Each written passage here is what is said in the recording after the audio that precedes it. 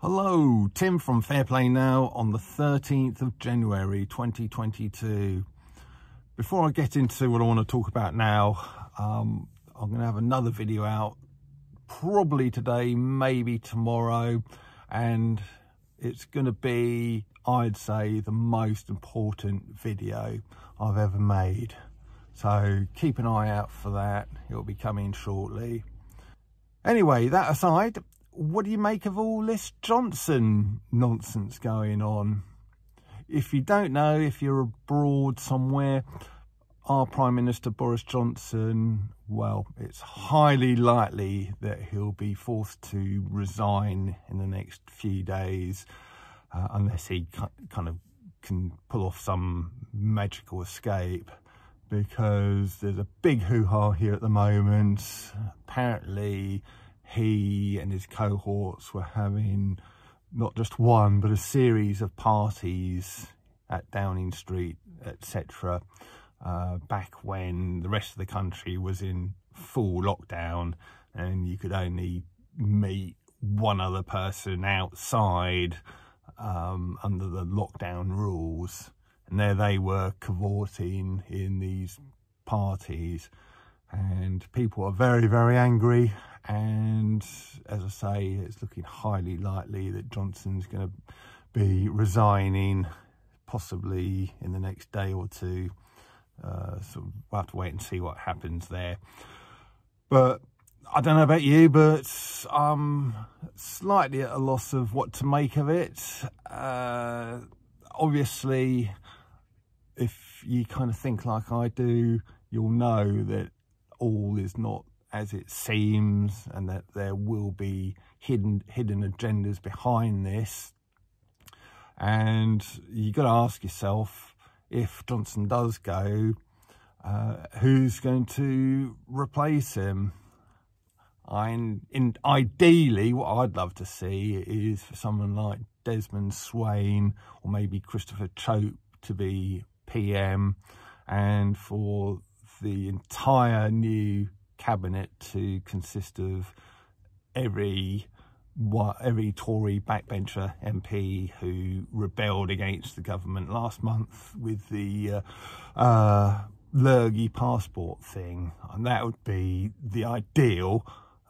Almost certainly won't happen like that, of course, and the next PM will undoubtedly be another stooge, I'd have thought.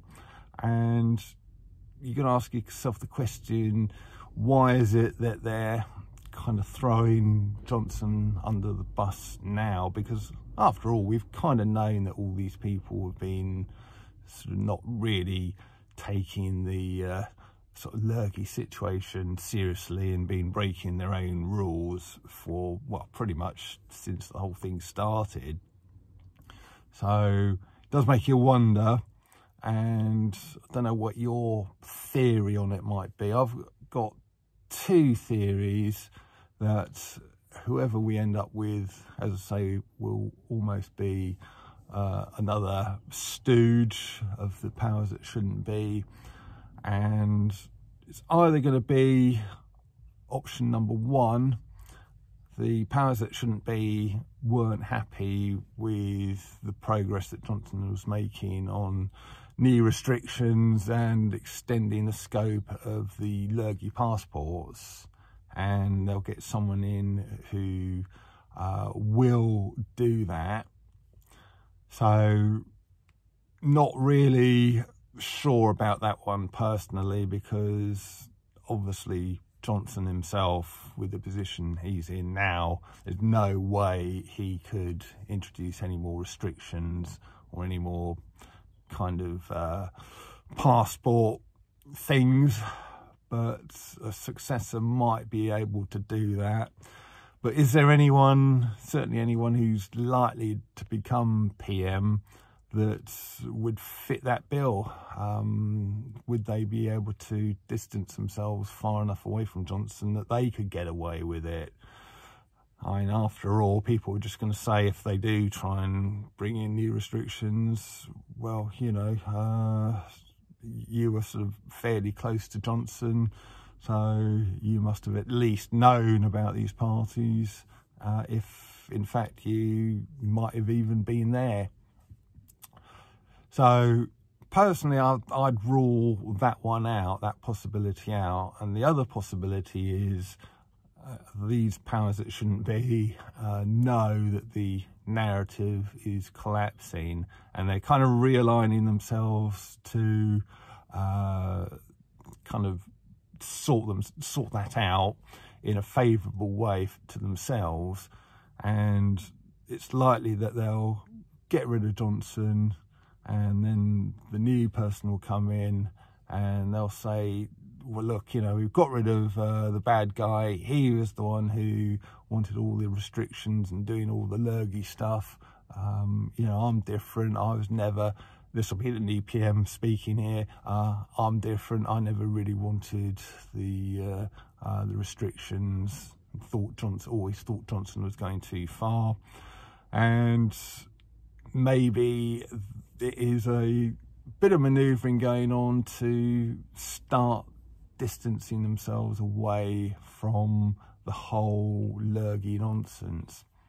So that is perhaps another thing that's going on.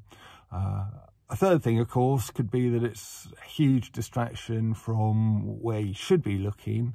And I know we've got this police and crime bill going through, which, if you don't know about that, you need to be quite concerned about it, really, because among other things that it's going to introduce, it's going to be putting a lot of restrictions on kind of things like London shopping trips, you know, which could well be made, you know, kind of properly illegal.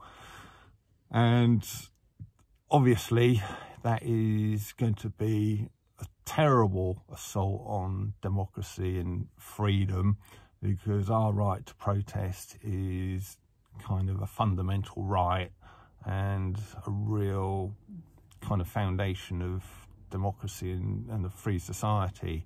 And if this government is going to start kind of eroding those rights, it's something we need to be concerned about. So this whole kind of party nonsense could be a distraction from that. And one last thing I'd like to say about the partying thing is, at long last, the media have decided to question and kind of put the government in a real sort of really under the spotlight. And Keir Starmer, leader of the opposition, is again at long last beginning to act like a proper opposition.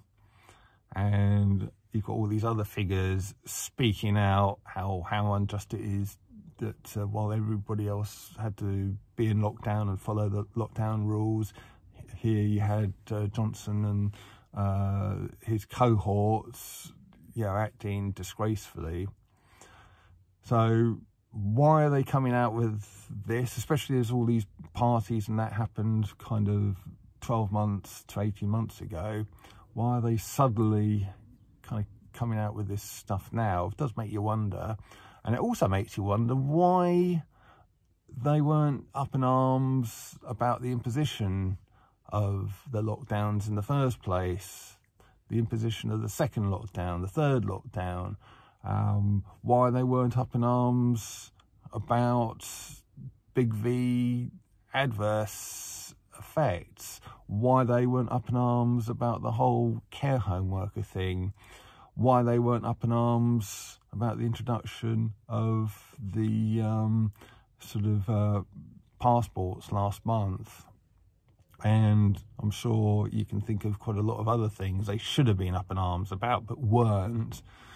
And the only thing they do get up in arms about is, yeah, the Prime Minister and etc. breaking lockdown rules and having a party, when they should have been up in arms about destruction of freedoms, destruction of livelihoods, sort of coercing good, hard-working people who love their jobs out of those jobs, and they should have been up in arms about all of the other assaults on people's freedoms and liberties.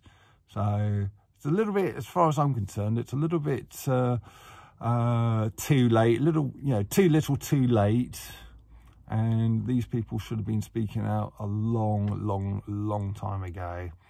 So yeah, I am pretty angry that they've left it this long and left it for this particular issue before speaking out properly. But if Johnson does go, obviously that's going to be a good thing. I can't wait to see the back of the geezer. He's an absolute disgrace of a Prime Minister, and he kind of just lost any last shreds of legitimacy last month when he said we should have a national conversation about making the big V mandatory. That kind of, that just cemented in my mind, and probably yours, just what a scoundrel that bloke is. So he's got to go, but I wouldn't expect the person who comes in to be much better, to be honest with you. Anyway, I'll leave it there. Be back later, hopefully today, certainly by the weekend, with this very important video. Tim from Fair Play Now, thanks for watching.